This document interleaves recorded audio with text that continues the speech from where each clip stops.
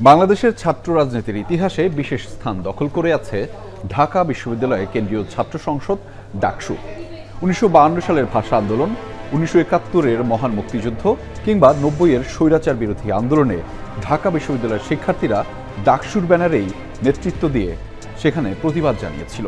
১৯২১ সালে ঢাকা বিশ্ববিদ্যালয় প্রতিষ্ঠিত হওয়ার পর ১৯২৩ এবং ২৪ শিক্ষাবর্ষে শিক্ষার্থীদের জন্য গঠিত হয় ঢাকা ইউনিভার্সিটি স্টুডেন্টস ইউনিয়ন বা ডুসু, যা পরবর্তীতে ১৯৫৩ সালে সংবিধান পরিবর্তন করে এর নামকরণ করা হয় Dhaka university central students union, যা সংক্ষেপে ডাকসু হিসেবেই পরিচিত।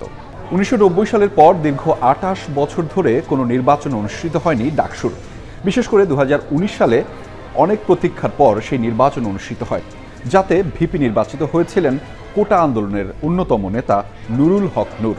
দর্শক, আরও একটি তথ্য আপনাদেরকে জানিয়ে রাখতে চাই, সেটি হচ্ছে ডাকসুর এই সভাপতি পদে পদাধিকার বলে থাকেন ঢাকা বিশ্ববিদ্যালয়ের ভিসি বা উপাচার্য।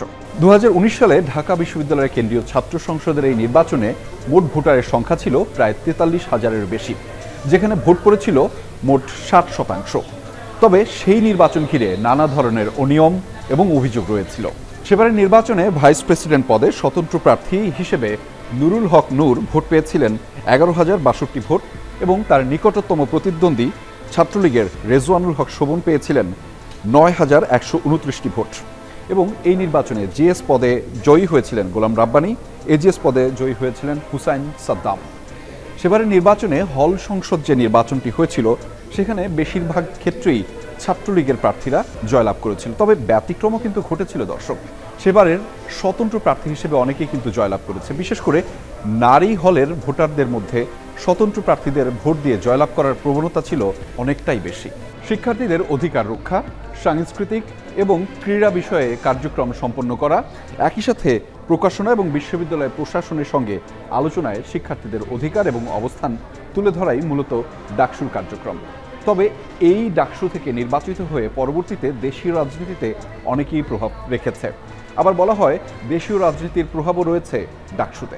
প্রতি বছর এই নির্বাচন অনুষ্ঠিত হবার কথা থাকলেও ঢাকা বিশ্ববিদ্যালয় প্রতিষ্ঠার ১০৪ বছর হলেও নির্বাচন হয়েছে মোট ৩৭ বার। বিশেষ করে ব্রিটিশ আমলে ১৪ বার, পাকিস্তান আমলে ১৬ বার আর স্বাধীন বাংলাদেশে মোট ৭ বার নির্বাচন অনুষ্ঠিত হয়েছে। ১ বছর মেয়াদী হয় ডাকসুর সময়কাল।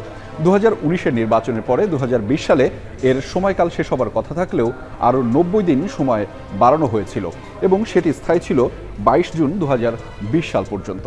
৩৮তম বারের মতো অনুষ্ঠিত হতে যাওয়া এবারের ঢাকা বিশ্ববিদ্যালয়ের ছাত্র সংসদ নির্বাচনের মাধ্যমে প্রায় ৪০,০০০ ভোটার নির্বাচন করবেন তাদের শিক্ষার্থী প্রতিনিধি। আহমেদ রেজা, যমুনা নিউজ, ঢাকা।